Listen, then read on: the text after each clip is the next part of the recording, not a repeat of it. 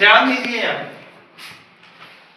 प्रथम पद का अंतिम वर्ण छोटी, बड़ी, छोटा हो, बड़ा हो, इनमें से कोई हो या फिर ऋषि, एक चीज बोल रही थी, छोटी, बड़ी, छोटा हो, बड़ा हो या ऋषि, इनमें से कोई हो और दूसरे पद का प्रथम वर्ण इनके अतिरिक्त कोई स्वर हो, मतलब इनको छोड़ के, ई, ऊ और ऋषि को छोड़ के बाकी कोई भी स्वर आए तो इनके स्थान पे या हो जाएगा, इसके स्थान पे वा हो जाएगा और इसके स्थान पे रा हो जाएगा। जब छोटी बड़ी के बाद यानी ई के बाद कोई भिन्न स्वर आएगा, ठीक है, तो ई काहे में बदल जाएगा या, और ऊ के बाद कोई भिन्न स्वर आएगा तो ऊ काहे में बदल जाएगा वा में। ऋषि के बाद कोई भिन्न स्वर आएगा तो वो काहे में बदल जाएगा रा में। रा में। ठीक है, जैसे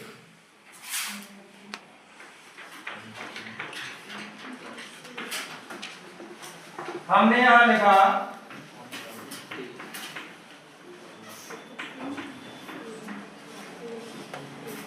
क्या लिखा है, प्रतिधन एक, प्रतिधन एक। अब हमारा नियम कहता है कि प्रथम पद का अंतिम वर्ण यदि छोटी बड़ी में से कोई हो, ठीक है। अब हमने ये देखा है क्या है इसमें, छोटी की मात्रा लगी है ना, ये हमने निकाली छोटी, ठीक, और ये ई के अतिरिक्त कोई स्वर है ना, हाँ, ई तो नहीं है, नहीं, क्योंकि अगर ई होती तो फिर दीर्घ संधि हो जाती ना, हाँ, ई और ई मिलके बड़ी हो जाते। तो हमने यहाँ इसको लिख दिया ए को, तो ई और ए इनके मिलने से कौन सा नया वर्ण बनेगा या, ठीक है। अब चूंकि ये जो मात्रा है इसमें यही मात्रा लग जाएगी, ई के बाद अगर आ आता तो केवल या होता, ई के बाद बड़ा आ आता तो बड़ा या हो जाता, ठीक है। ई के बाद ए आया है तो ये या जो बनेगा ना इसमें कौन सी मात्रा लगेगी, ये। अगर आए होता दो मात्राएं लग जाती, अगर ओ होता तो यो हो जाता, और अगर औ होता तो यो हो जाता, ठीक है। तो यहाँ पर भी क्या हो जाएगा, ई और भिन्न स्वर मिलके या तो बने, लेकिन वो जो भिन्न स्वर है उसमें जो भी मात्रा है इस या में भी वही मात्रा लग जाएगी। अब हमने यहाँ देखा कि ई और ए मिलके ये हो गए, तो इसमें से चूंकि हमने ई निकाल दी थी ना, तो क्या बचा, आधा बचा, है ना। अब हमें क्या लिखना है, पूरा लिखना है, फिर ये आधा वर्ण बचा और फिर ये और फिर ये क्या हो गया, प्रत्येक। समझ में आया। यहाँ से हमें अच्छी तरह पता है कि व्यंजन वर्ण स्वरों के साथ ही पूरे होते हैं, ठीक है। अब व्यंजन में से हमने स्वर निकाल दिया तो यहाँ क्या हो जाएगा, आधा, यानी ये शुद्ध व्यंजन बचेगा। तो इसकी ई यहाँ निकाल ली और ये ए है, तो ई और ए मिलके ये हो गए। फिर हमें लिखना है पहला प्रालिख दिया, ये आधा का बचा तो आधा का लिख दिया, ठीक, और ये लिख दिया, बचा ये का लिख दिया, क्या हो गया, प्रतिधन एक बराबर प्रत्येक। इसी तरह दूसरा उदाहरण देखते हैं।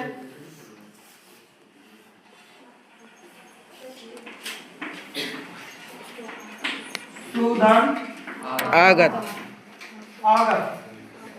अब सबसे पहले हमें देखना है इसमें कौन सी मात्रा लगी है, छोटा ऊ, इसको निकाल लो बाहर, तो अब ये क्या हो जाएगा, आधा सा हो गया। अब इसके बाद में ये बड़ा, अब ऊ के बाद कोई भिन्न स्वर आए तो ऊ की जगह क्या हो जाता है, वा हो जाता है। अब यहाँ बड़ा आ है तो कौन सा वा होगा, बड़ा होगा, ठीक है। अगर छोटा आ होगा तो छोटा वा होगा। अभी हमने यहाँ देखा ना कि जो भी स्वर आएगा उसमें जो भी मात्रा चढ़ी होगी वही मात्रा उसमें परिवर्तन में भी चढ़ जाएगी। तो हमने देखा यहाँ ऊ के बाद आ आया, लेकिन कौन सा आया? बड़ा। तो यहाँ वा तो होगा लेकिन कौन सा होगा? बड़ा वा। तो अब ये हम देखते हैं बराबर में क्या लिखना है। ये क्या है? सा सु। आधा सा। यहाँ हमने लिखा आधा सा। इसके बाद वाह ये और ये मिलके क्या बन गए? वाह बड़ा वाह बड़ा। ये जेबा के लग देना है। गत। क्या हो गया? स्वागत। Are you understand? Yes sir. भाई हिंदी वालों को भी कभी कभी अंग्रेजी बोलने का मौका मिल जाता है, दो चार शब्द हम लोगों को भी आ जाते हैं। ठीक है, चलिए फिर अगला उदाहरण कोई बताइए आप में से फटाफट। सर मात्र आज्ञा। Are you noted this? Sir मात्र प्लस आज्ञा। Yes. बिल्कुल। अभी अब इसी वाला उदाहरण रह गया है ना? हाँ सर। हम लिखेंगे यहाँ मात्र धन आज्ञा। आज्ञा। अब हम देखते हैं कि यहाँ क्या है? ऋषि। ऋषि है ना? हमें पता है कि ऋषि के बाद कोई भिन्न स्वर आता है तो ऋषि से क्या हो जाता है? रा हो जाता है ना? हम यहाँ रा तो होगा लेकिन कौन सा? बड़ा रा। अब ये देखो यहाँ से हमने ऋषि निकाल दिया ना, तो ये क्या हो गया? अधता। हो गया ना? अब एक चीज ध्यान देना, त्रा कैसे बनता है? अंग्रेजी में आपने पढ़ा होगा TR, त्रा नहीं पढ़ा क्या? काका काका अंग्रेजी के नहीं पढ़े हैं? KSH से क्या बनता है? छा। छा है ना? हाँ। GYAN या। बनता है ना? जैसे इसी प्रकार से जो षटकोण वाला सा होता है वो कैसे बनता है?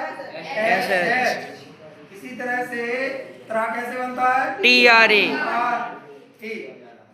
होता है ना? तो हाँ, हिंदी में त्रा कैसे बनेगा? ता धन रा धन आ। ये स्वर तो चाहिए। जरा स्वर के कैसे पूरे होंगे वो? तो ये मिलके बन जाएगा क्या? त्रा। अब हमें यहाँ देखना है कि ऋषि जब आ से मिलेगा तो रा तो बन जाएगा, लेकिन ये बड़ा हो गया। अब ये आधा ता में जब हमने बड़ा रा मिलाया, ठीक है, तो हमें पता है कि ता रा आ से छोटा त्रा बनता है और ता रा, ये रा में क्या है? अगर बड़ा। इसमें से देखें तो रा में हो जाता है रा धन आ, है कि नहीं? हाँ सर। तो जब हम इसमें ता में आधा रा मिलाएंगे और बड़ा आ मिलाएंगे तो क्या होगा? बड़ा त्रा। बड़ा होगा ना? हाँ सर। समझ में आ रहा है? हाँ सर। तो फिर आप यहाँ बराबर में क्या लिखेंगे? वहां बड़ा जमते हो, ठीक है। ता में रा मिलाया और बड़ा आ मिलाया तो क्या हो गया? और ये दिया क्या हो गया? समझ रहे हैं ना? कोई कंफ्यूजन नहीं सर। हो तो बता दो। क्यों जी? सब कुछ क्लियर है ना?